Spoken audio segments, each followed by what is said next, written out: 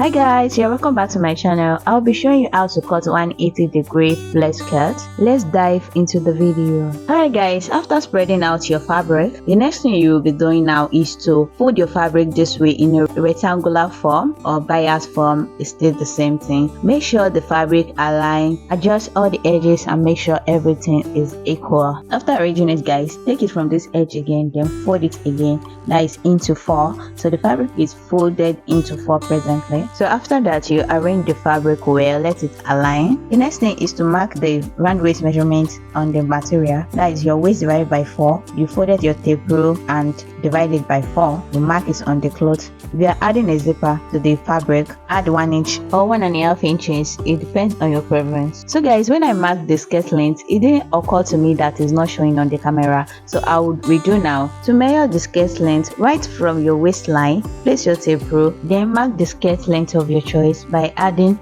sewing allowance to it. You can add 1 inches or 1.5 inches sewing allowance. For me, I'm using length of 27 inches, then 1.5 inches for sewing allowance, 1 inches for down part, and half an inch for joining the waist to the band, or you can join it to a blouse. So as you're marking it, be shifting the tape rule just like so, as you see me doing in this video. When you're done marking your length, always check under to be sure that your fabric is accurate before you cut out. Alright guys, I'll go ahead now to cut out the waistline.